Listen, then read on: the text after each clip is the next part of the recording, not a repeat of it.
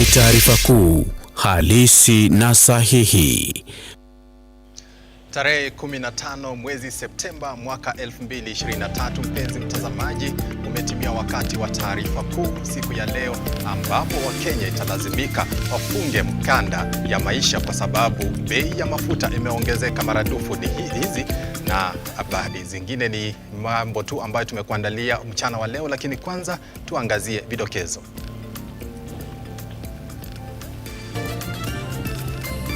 Hii ni taarifa kuu, halisi na sahihi. Na kwenye taarifa kuu, bei ya petroli yapanda kwa shilingi 16.96, diseli ikipanda kwa shilingi 21.32 na mafuta taa kupanda kwa shilingi 33.13.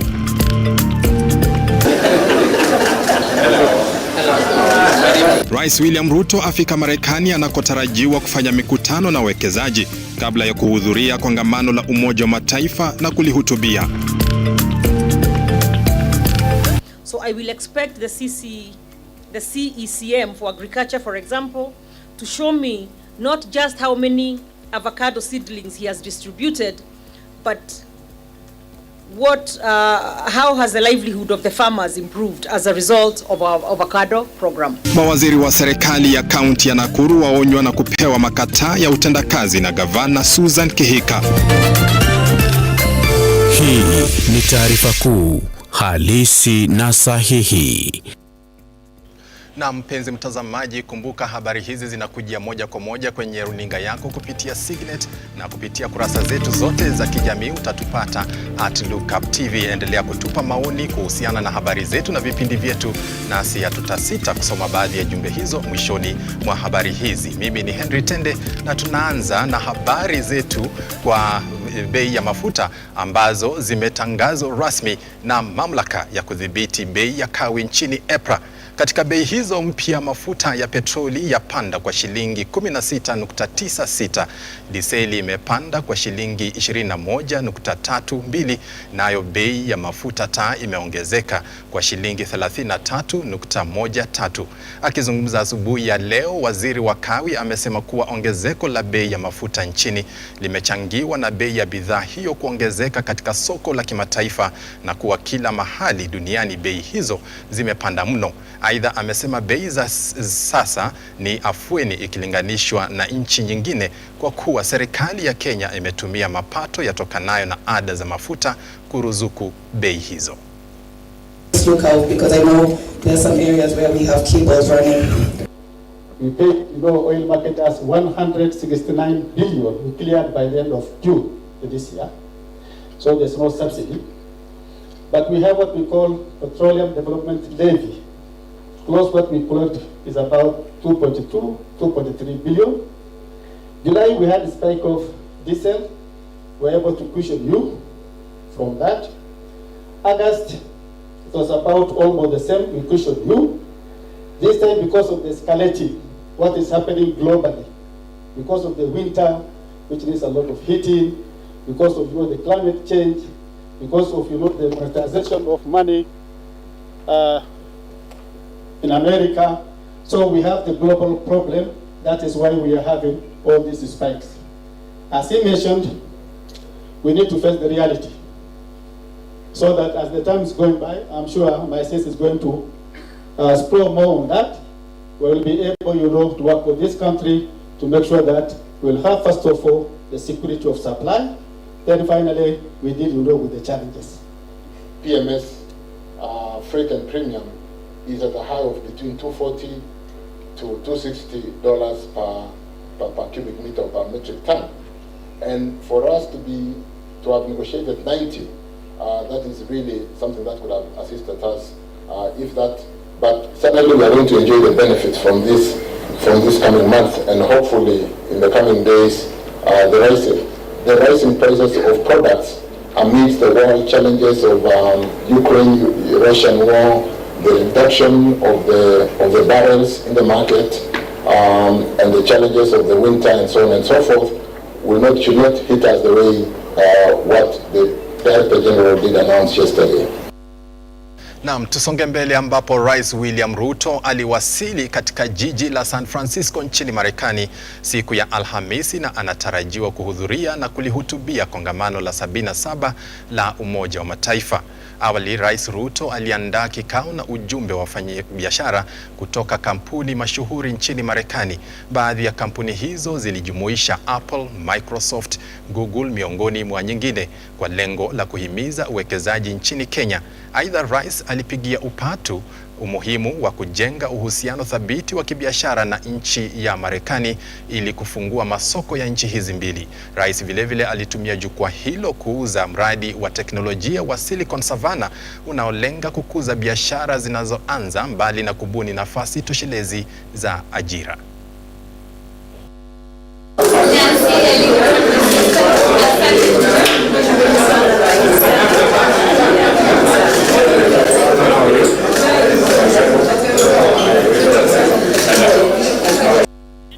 Na wakati Rais akitua Marekani, naibu wake Rigathi Gachagua ameendelea kuwahimiza wazalishaji wa kahawa nchini Colombia kushirikiana na Kenya ili kuboresha biashara ya kahawa nchini. Akizungumza leo jijini Medellin, Colombia, ambapo alihudhuria mkutano wa 7 wa washikadau wa kahawa, Gachagua ameelezea nia ya serikali ya Kenya kuwa mwenyeji wa mkutano wa 8 wa uzalishaji wa kongamano la uzalishaji nchini. Kenya is in the continent of Africa, specifically in a region called East Africa. Kenya is the largest economy in East Africa and a gateway to the East African region with 7 partner states with about 560 million people. It is a leading financial and technology hub, and it is a gateway to Africa. There are very many opportunities in Kenya, and in Kenya, like here in Colombia, we boast of the highest quality of coffee in the world. And I'm here to talk to producers, to talk to roasters, and interest you in buying Kenyan coffee directly. We have just had a discussion this afternoon with the organizers of this forum, the Producers and Roasters Forum, with the possibility of Kenya hosting a forum in November 2024. Why we want to interest you to come to Kenya is that Kenya is also very advanced in terms of financial systems. Kenya is technologically compliant. It is a very safe country in a region that is unstable, and it is a country of destination for businesses from all over the world. I want to assure you that we have enough coffee. And once you come and place your orders, the quantities that you desire will be available. Again, we boast of a good transport system within the hinterland of Kenya to enable the coffee that comes from the factories and the societies of country to get to the port of Mombasa before exportation. We are happy to inform you that even as you come to purchase coffee from Kenya, there are other opportunities of tourism that are available in that country. Eneo la Kisii Kusini wamewaua washukiwa 3 waliokuwa wamejihami kwa silaha na wanaodaiwa kuwa kwenye harakati za wizi eneo hilo. Maisha ya watatu hao waliokuwa kwenye pikipiki yalikatishwa baada ya kugairi amri ya kujisalimisha kutoka kwa maafisa wa polisi waliokuwa wakiwaandama. Bunduki moja aina ya AK-47 na risasi 21 pamoja na silaha nyingine butu zilipatikana. Licha ya hayo, washukiwa hao wakazi wa eneo hilo wamelalamikia kuongezeka kwa visa vya wizi na wametaka hatua madhubuti kuchukuliwa kuhakikisha usalama wao umehakikishiwa.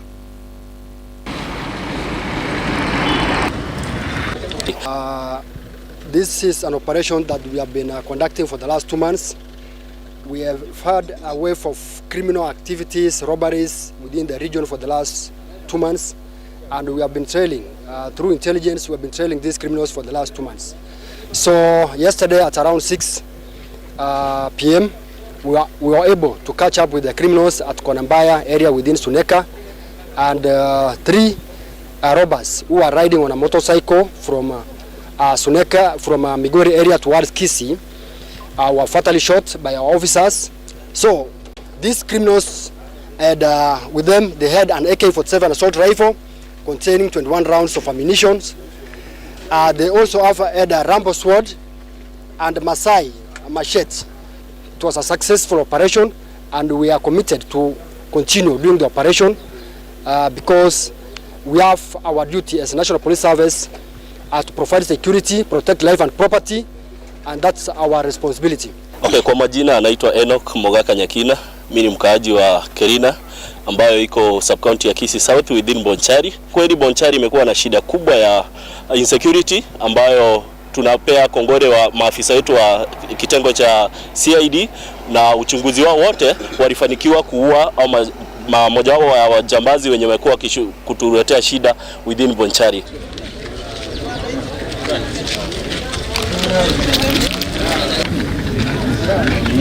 Na mtazamaji, naarifiwa kuwa shirikisho la wafanyikazi nchini FKF kwa sasa linatoa ripoti kuhusu gharama ya maisha eneo la Upper Hill hapa jijini Nairobi, na sasa tunavuka moja kwa moja hadi eneo hilo tupate yanayojiri mbashara. Working population are getting into a situation where they can hardly afford to meet the health, education, food and shelter needs for their households. We appeal to the executive and parliament to address this matter by involving all stakeholders in the process of developing policies that reduce poverty and enhance economic growth. The palm fuel prices increase from today is going to exacerbate the already high cost of living situation. The government needs to consider the adverse impact this is having on households and jobs, as this will directly impact the ordinary citizen. On the unfavorable tax regime, we support the government's effort to widen the tax base and generate more tax revenues to fund the bottom-up economic transformation agenda, so-called BETA. However, we are concerned about the adverse effects the initiatives have on the cost of doing business and on the citizens. The policy needs to help spur increased production and consumption, thereby increasing business activity while creating formal income opportunities for the masses. As income rises, the majority will enter tax-paying brackets and pay taxes. In addition, when enterprises generate more revenues and profits, the taxes they pay will increase. The sharp increase in business operating costs will most likely increase informality and shrink the formal wage employment, as many businesses, especially the MSMEs, will not be able to afford the costs associated with operating in the formal sector. We therefore request the government to reconsider their strategies, including those in the draft medium-term revenue strategy for financial years 2024-2025 and 2026-2027. We propose that the government pursues the following 3 principles to spur economic growth and protect jobs. These are: 1, maintain low tax rates. Work on reducing the individual tax burden, whether to an individual corporate or to an individual natural person. The underpinning philosophy in tax management should not be taxing people and corporates into poverty. It should instead support many businesses and persons to increase their productivity and thereby enter into the tax bracket. 2, budget with what we have. The challenge with our budgeting process is that we do not prioritize our programs. We want to fund every item on the wish list. The reality is that resources are limited and we have to live within our means as a country. The third one is to improve people's trust in government. The trust deficit and wastages in public spending have led to low confidence in public programs. The government suffers from high trust deficit and low confidence by the citizens. The government needs to focus on delivering results in the programs already underway. In addition, the government needs to drastically reduce wastage in public spending. On the legislative changes, there are several legislative changes that have far-reaching implications to Kenyans and employers. Some of the bills currently under discussion are: 1, the Social Health Insurance Bill 2023. Kauli za moja kwa moja za shirika la wafanyikazi nchini FKE likisema kuwa linataka serikali kuangazia gharama ya maisha nchini na linataka serikali kupunguza ushuru unaotozwa wa Kenya. Wanasema kwa sasa mazingira ya biashara ni magumu mno kwa kuwa ushuru umeongezeka maradufu. Bila shaka ni habari ambayo tunafuata, na habari hiyo ukitaka kuipata kwa kina unaweza kutembelea kurasa zetu za kijamii ambayo inapeperushwa mbashara. Kufikia hapo mpenzi mtazamaji, tunachukua mapumziko mafupi, lakini usicheze mbali, tunarudi na habari nyingi tu hapa Luka.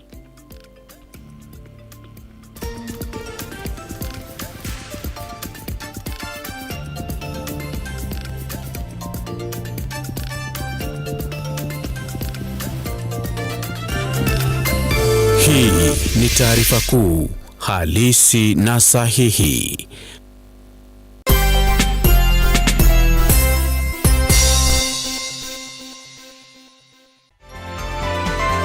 Infinity Industrial Park is one of the largest private industrial parks located along Eastern Bypass, Nairobi, which provides modern infrastructure for smooth operations for industries and business enterprises. Infinity Industrial Park offers world-class amenities and facilities with wide roads, a police station, a power substation, fire station, public transport stage, hospital, and shopping mall. In addition, Infinity Industrial Park also offers CCTV cameras, 24-hour private armed security patrol, sewer, water, fiber optic cable, and 3-phase power connection, added to public utility, canteen, and dining areas. Sail on the golden opportunity to invest in Infinity Industrial Park fully serviced warehouses at a special price of 3,569 Kenyan shillings per square foot. For more inquiries, visit our website infinityindustrialpark.com.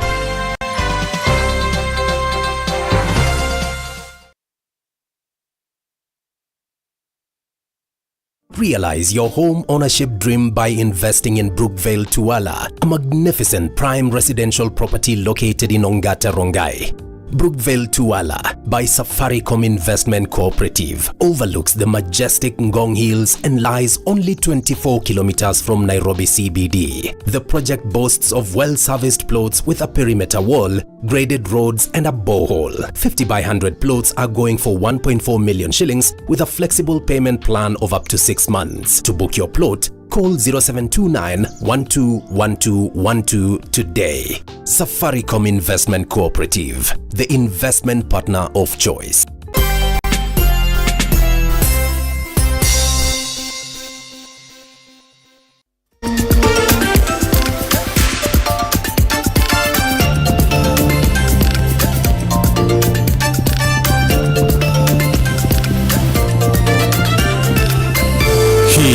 Ni taarifa kuu halisi na sahihi.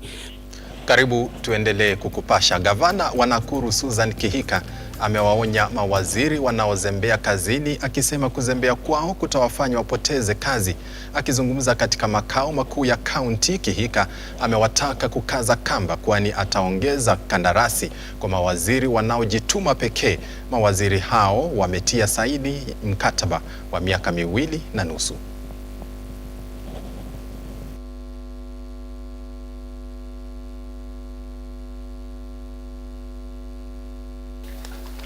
If the exchequer or by development partners are completed within the timelines within the timelines. So that is your work, and you must make sure, since you have signed this contract, I will be sitting with that contract. Luckily, my people of Nakuru County, God gave me a little wisdom. When I got them vetted, I never gave anybody a 5-year contract.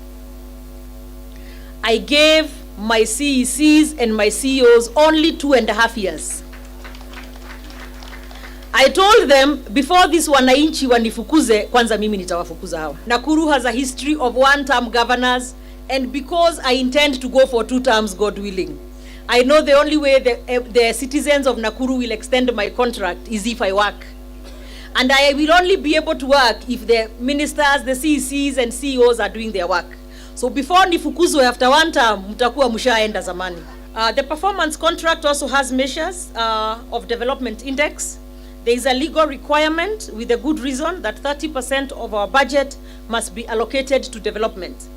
This is because the development quotient develops livelihoods, enables business, facilitates access to government services.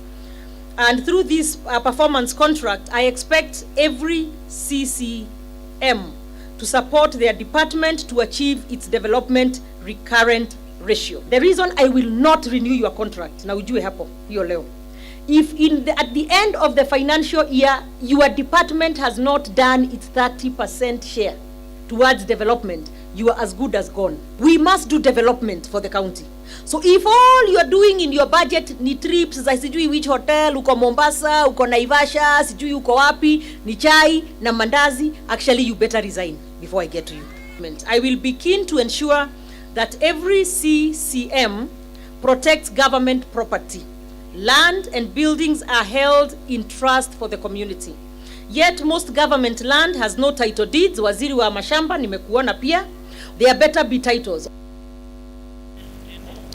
Viwanda 11 vya KTDA vya uzalishaji majani chai nchini sasa vimezamia uzalishaji wa chai aina ya Orthodox, kwa kuwa chai hiyo ina manufaa ya moja kwa moja na soko kubwa na itawapa wakulima kipato cha juu.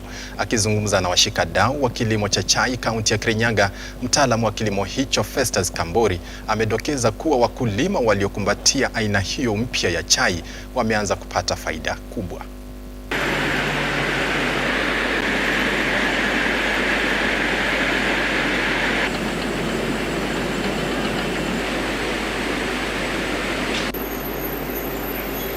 Orthodox tea is a different method of processing from the same tea we get from the farmer. When it comes to the factory, we take it to a different line of manufacture, machine tofauti. Na hiyo machine kazi yake sana sana ni kufanya rolling, compared to the CTC where we cut it, tear it and tear it. So ile ya Orthodox, it goes to different markets, or to the same markets we have CTC but as a different product. We are venturing into new markets in the world that do not consume CTC or consume both CTC and the Orthodox. We are doing training, capacity building across the country, and currently we are doing in for Zone 5 and 6 here at the Maita. Previously we had only 3 factories, so we have been increasing the number of factories, but even those ones that have been producing Orthodox, as the market grew, like last year there was a high demand, so even the factories that were existing, they were able to increase their production, what they were doing per year. That is why we had a record 11 million, and we intend the same is we will continue increasing. We hope the demand will still be there. We have more factories coming on board. This year we are likely to have 2 factories coming on board. 2 of them are in Kirisho, and many more are coming on board. Actually we have in the queue we have 29 factories that want to come to Orthodox production. Yenyewe ile chai yote tulikuwa nayo karibu almost 22 million kilograms of green leaf. Kitu kama around 5 million kilograms silienda Orthodox. Hii mwaka pia tunatarajia Mungu akitujalia market mzuri tutapeleka zaidi ya milioni 7. Kajana tulikuwa tunapata kwa kilo tukiuza huko nje $4.5, $4.5 per kilo. Compared na chai hiyo ingine ya CTC, tofauti ilikuwa karibu nusu. CTC tuliendea 2.85.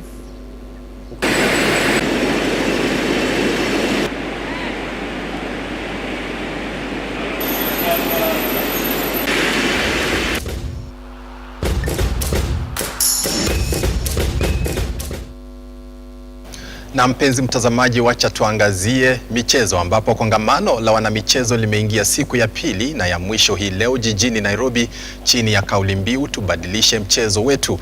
Wadau hao wa michezo wana nia ya kuhakikisha kuna uongozi bora na uwazi katika mashirikisho ya kandanda Afrika ili kusaidia mchezo huo kunawiri zaidi na pia kutoa jukwaa kwa mashirika mbalimbali kuwekeza kwenye mchezo huo miongoni mwa masuala mengine.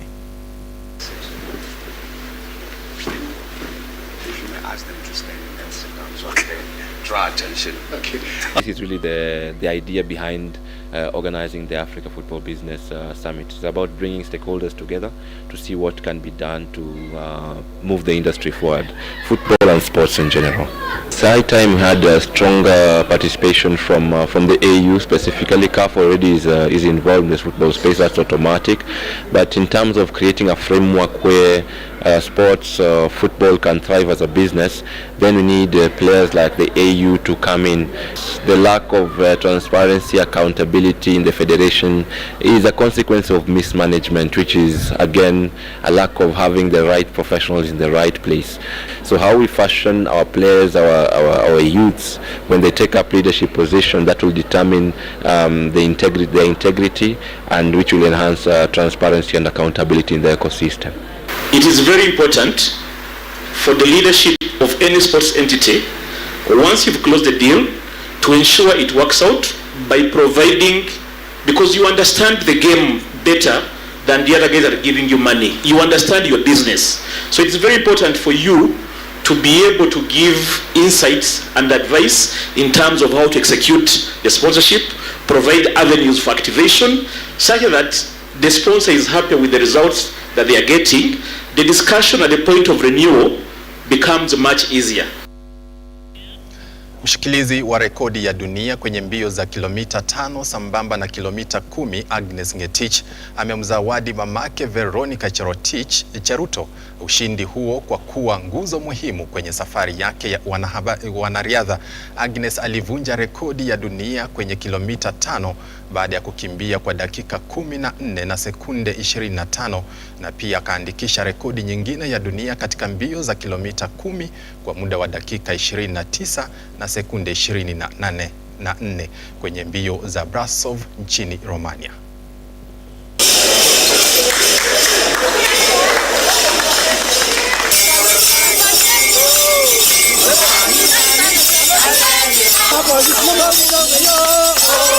It's a surprise to me, and I thank God.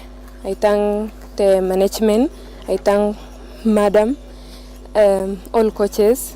Race haikuwa like tough, juu sikuwa prepare for record, but I went nikiwa 5 kilometers, nikaona niko inside world record because nilicross na 14:25. Na Jebet, endelea kufanya bidii. Ongeza record. Kwa mingi.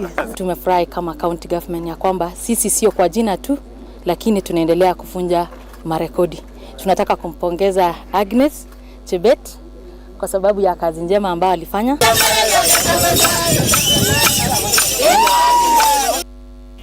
Mashindano ya kitaifa ya ligi ya volleyball nchini yanaendelea huku timu mbalimbali zikipata ushindi. Timu ya Kenya Army ilishindwa kwa seti 3-0 na DCI. Coast Bank nao wakatoa ushindi wa seti 3-1 dhidi ya Nairobi Prisons, huku KCB wakipata ushindi wa seti 3-0 dhidi ya Vihiga, miongoni mwa matokeo mengine.